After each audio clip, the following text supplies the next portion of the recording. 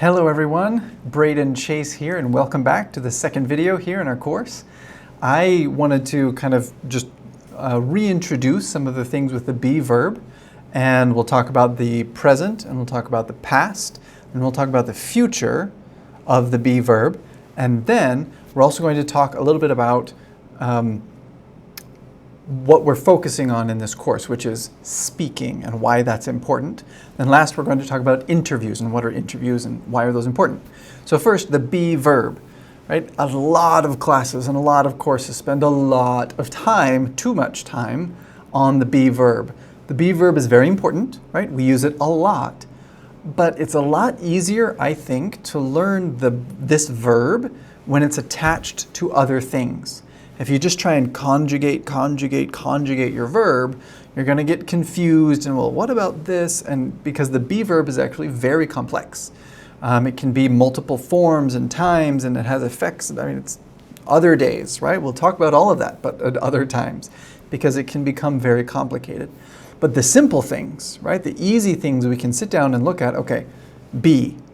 So be is the form that you find in the dictionary. Okay, so that is our dictionary form. It's be. It's not to be, it's just be. Okay, that's the dictionary form. Then, when we're talking about now, about present tense, we conjugate that be verb in a particular way. So we say, I am, you are, he is, there's nobody there. She is, there's nobody there either. They both are, both of them are. And we, me and you, right, are as well. So we have three of them in present tense. We have am, is, and are. That's it, just those three. So it's I am, and am is only used with I, nowhere else, ever. So that's easy. The other one is are. Are is used for anything that is plural, for anything that can be plural. Okay, so we, they, the companies, the shoes, the cars, the books, the computers, the classes, the people are. Anything that is plural, and you need to put a be verb on it, you're going to be using are all the time. That includes the word you, because you in English can be both singular and plural. And since it can be plural, we only use plural. So it's always you are, not you is. That doesn't exist in English. It's always you are. Okay, and then the third one is. So is we use for he is, she is, it is, right? Like it, I don't have any it things here. It, water bottle. It is, but we also use it for a lot of other things. So the computer, one, computer is.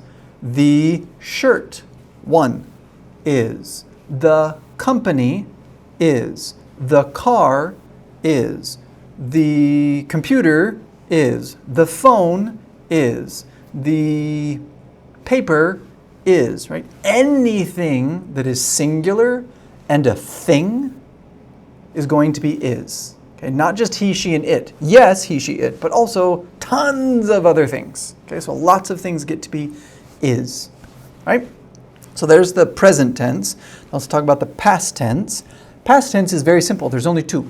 We have was and were.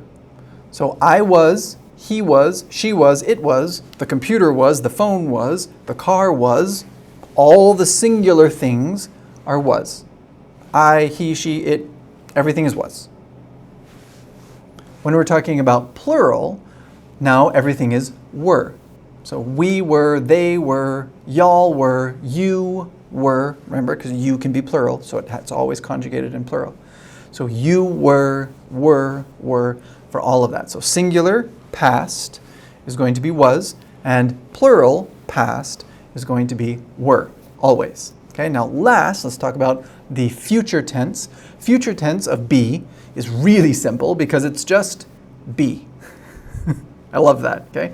Will be. Okay? In English, we have a couple different forms of the future. We're not going to talk about those right now because you don't need to know them right now. But in the future, we'll look at those. For now, it's just will be. Will be. I will be. You will be. We will be. They will be, nothing changes. It's all the same.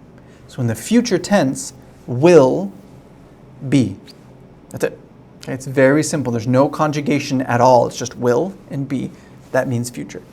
Good? Okay, so if you need to review that, rewind the video and you can watch it again and we can review it, okay? Next step, or next point with this, is that this verb be can be contracted almost all the time. So I do not say I am happy. It's correct, grammatically perfect, but I don't say that. I say I'm happy. That's what I say. So I'm happy. He is happy? Yes, but I don't say that. I say he's happy. There's a contraction. So contraction means, in English, when you put two words together to form one word. So we have contraction of I am becomes I'm, or he is becomes he's. Not his, he's. Or she is becomes she's. Or you, not is, right? You are becomes your, or your. A couple different pronunciations depending on where you're from. Or we are becomes we're. Or they are becomes they're. Okay, see how those contract and they become smaller. English does this a lot. We call these reductions. And all that means is smaller, right? The grammar rule, the full words are this big, but when we say it, it's shorter, it's faster, and it's different. It's actually different. When I say they are, it's not the same as they're. There's a different sound going on, right? So just listen to that. You don't need to explain all the phonetics of this, right? And all the pronunciation. Just listen, right? They're. It's different from they are. You can hear that, right? So that's the important thing. In this class, in this course that we're doing right now, this is a speaking course. So we are going to be focusing on those contractions because contractions are used in conversation and in speech. If we are writing, then we don't use contractions. But this is not a writing course, so we won't be doing that right now. We're only doing the speaking. So with speaking, we use the contractions, especially with be verbs, all the time, all the time. Okay, last thing. What is an interview? So an interview is when you have a job or a position or a situation or something that you want, but someone else needs to say yes, right? So if I want to go to the store and buy some cookies, I can do that. I don't need anyone else to say, well, why do you want the cookies? Do you need cookies? Are they good for your health? No, they're not. But I want them anyway. I don't need approval. I don't need anyone to say, yes, Braden, you can get cookies. I can just do it. I can go and do it.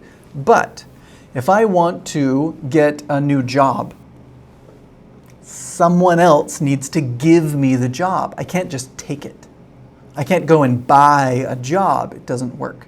Or if I want to go through immigration, if I want to come to the United States or go to England or go to Brazil or go to China, I have to talk with someone else, someone from China, someone from the government, someone from Brazil. And they have to say, okay, Braden, you can go to Brazil or to China or to England. I can't just go. I have to be allowed to go. Someone else gives that to me. And that process of talking to each other is called an interview. So one of our videos that we have here, that I'll post here with this, is of two women and they are having an interview. And it's very short, it's like a minute, I think it's 2 minutes long, something like that. And that's what they do. They just have a very short, very simple interview about cooking. So one lady sits down and she is interviewing the other woman who is being interviewed. Okay, so there's that grammar piece right there. Interviewing, I will interview you, and you will be interviewed. That's our pronunciation. That's how we work those. So with those, you'll see how they work that, and it's very simple. The person who is interviewing will ask questions and wait politely for the answers. That's it. Oh, and then they ask another question. And then they wait quietly for the answers. Then they ask another question. And then they wait, okay? The cycle goes through. Then For the interviewer, the person who's there being interviewed, they will wait quietly, listening to the question, and then they answer the question. And then they wait quietly, and then they answer the question. Okay? That's an interview where we're trying to see, should you go to the United States? Do you need this job? Is this something I should give you or you should give me? Right? That's what an interview is for. And there's lots of different interview reasons and types and things, but it's this process.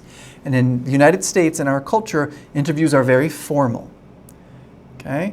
So we sit and we talk and we listen and we're quiet. And we understand. And we nod our heads. And we smile. And maybe we'll say jokes and we'll be happy. But it's not a time to be lazy. It's a time to dress well. It's a time to look well. You'll see in the video, right? Both of the women are well dressed. Their hair is well done. They look nice, right? And that's true for men too, right? Look nice, be presentable, look nice when you're doing those interviews, okay? So that's the last thing for this, and I hope that made sense to all of you. It's kind of a longer video today. If you have any questions, post in the comments underneath or send me, send me a message and I will answer your questions. Thanks guys, bye.